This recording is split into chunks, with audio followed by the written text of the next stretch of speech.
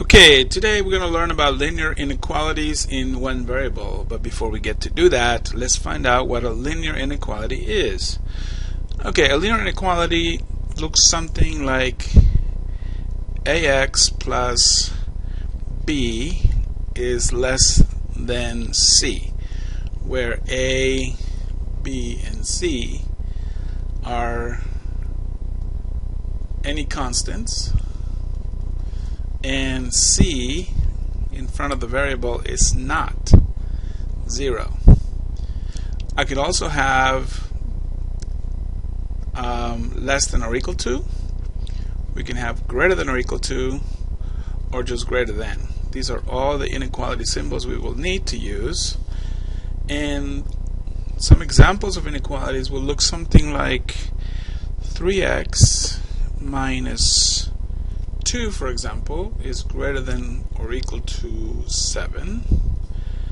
Or it could look something like negative 5y less than 25.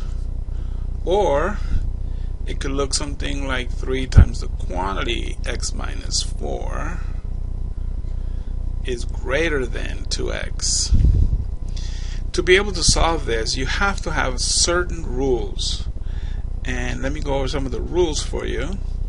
One of the rules are following. If you have three numbers, say A, B, and C, and if A is assumed to be smaller than B, it could be any number A, but we assume that it's smaller than B. If I add any number to one side, for example, let's say A plus C, then this will be less than B plus C. No matter what number I add to both sides, the left side will always still be less than the right side, because since A is less than B, if I add the same thing to both sides, you're not changing anything. For example, assume you have three numbers. Let's say A is 5 and B is 10. You can see that we're making sure that A is less than B. And C could be any number. I picked 2, so that I can say 5 is clearly less than 10. Now, if I were to add 2 to both sides, 5 plus 2 clearly is less than 10 plus 2. On the left side, I would get a 7. On the right side, I would just get a 12. And that shows that this is going to be true no matter what numbers I choose. There's also another rule when you multiply things. When you multiply things, things can get a little different, but basically it works the same way. Suppose we have A, B, and C, correct? If we let A is less than B, and I multiply both sides by the same constant, say C, then A multiplied by C will be less than B multiplied times C, provided if C is positive, some positive number, not 0, not negative, positive. Also, A times C is greater than B times C if C is negative, for example, less than 0. Now, why is that? Well, if I multiply this number by a negative, this means I'm taking the opposite of the number. Say negative 1 times A, or negative 1 times any number, that gives me the opposite of the number. And the same thing on the right side. So that means that this has to reverse directions. So let's take some examples and see how this is going to work in with numerical values. So I have an example here. Example 1. I'll call this example 1. You should always take notes on these. 3x plus 3 is less than 2x plus 4. So we have to solve it like an equation, except it's not an equation, is an inequality because this thing is not equal. So I'm going to start by adding something to both sides. I'm going to add the negative of 3 to both sides, just like we did in the first rule. So you can see that these two will add up to 0, and I don't have to add 0, so I can just write 3x is less than 2x, and then plus a 1. Now I have x's on both sides. I don't want x's on both sides. I want x's only on one side. So that means I have to eliminate the smaller of the two. So if I subtract 2x from both sides, like this, then I can see that 3 take away 2 is going to be one of the x's, which is still less than 2x take away 2x is 0. I don't have to write the 0 because 0 plus 1 is still 1. And I have a solution that says, actually this is a solution set. Solution set means that there's more than one solution, and this is why. When you solve an inequality, you always have to graph these. So let me do a number line like this. And I'm going to put 0 in here, and then I'm going to put 1 there, 1, 2, 3, and of course the negatives will be on the left side, negative 1, and so on. However, this one says that x is going to be less than 1. So I'm going to put a circle here, and then I'm going to put an arrow that goes to the left, because any number less than 1 will be smaller. So I'm going to put an arrow going to the left side. This implies that there are more than one solution. X is less than 1. So it's in fact an infinite number of solutions. It is a set of all numbers which are smaller than 1. However, it does not include the number 1, because our inequality says it's just less than 1, not equal to 1. So let's do another example similar to that. Let me say, suppose I have, here's number 2. Suppose I have 5x greater than or equal to negative 15.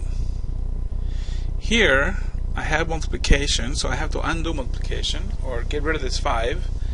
So I'm going to multiply both sides by the reciprocal of this number, which is 1/5. 1/5 times 5x is greater than or equal to 1/5 times negative 15.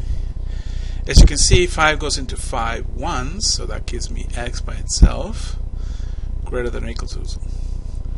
And then here, 5 goes into negative 15, negative 3 times. Now, some people would argue, well, you have a negative in there, do you have to change the symbol? And the answer is no, because we didn't divide or multiply by a negative. According to the rule, if we go back up, the rule says if I multiply by a negative number, then the symbol or the inequality symbol will reverse. In this case, we didn't do that. So then the solution set will look something like, here is my, I'm going to put 0 right over here, negative 1, negative 2, negative 3, and so on. And I'm going to put 3 here, I'm going to put a circle here, but I'm going to close the circle because this inequality says x is greater than n equal to negative 3. So if it's bigger, n equal to, that means I have to include the negative 3, and I have to include all those numbers which are larger, in this case to the right side. So x is greater than or equal to the number negative 3. Let me try one more time with another problem for you. And let me call this number 3. And let's try one with a fraction, because everybody loves fractions, right? 1/2 minus x over 10 is greater than negative 1 over 5. Okay, so to solve the inequality, we need to isolate the x value. So that means this has got to go over here. And of course, in order to solve it, I have to subtract the opposite. So I'm going to have to subtract 1/2. These two will eliminate, leaving us with negative x over 10 is greater than. Now, how do you combine these two? Of course, this is a 5 and this is a 2. I need a common denominator, so I'm going to have to multiply this by 5 in the numerator by 5, and then the bottom over here by 2 and this by 2. This will give me negative 2 over 10, and this guy over here will give me negative 5 over 10. If I had to combine those two, that means that I have 2 and 5. Negative 2 and negative 5 gives me negative 7. Negative 7 over 10. And then I have a fraction on the left side. I have to have a negative. So that means I have to multiply by the negative reciprocal here, which means it's going to be negative 10 over 1 on both sides. Negative x over 10. And I'm going to put a circle around the symbol for right now. And then negative 10 over 1 times negative 7 over 10. Negative times a negative equals a positive. Let me make some room over here. Negative times a negative equals a positive, so that gives me positive x. 10 divided by 10 divides out, so that gives this. Here, I'll still leave a circle for now. A negative times a negative equals a positive. 7 times 10 over 7. The 10s will cancel out, or divide out rather, and I get a positive 7. Now remember what we said. If I multiply both sides by a negative, then the symbol must reverse itself. So here I have to put less than positive 7. So x is less than 7, and my solution set is all those values which are less than 7. And of course on a number line, oh, that's a terrible number line. Let me try it again. Let's try this. There I go, something like this. I'm going to I'll put 0 here. I'll put 7 over here somewhere. So that's 7. Of course, x has to be less than 7. So that means I have to open circle. And it says less means less or smaller, so anything to the left of that. It's all those values which are smaller than positive 7. Okay, so therefore this gives me all of our solutions that we need. And I hope that will help.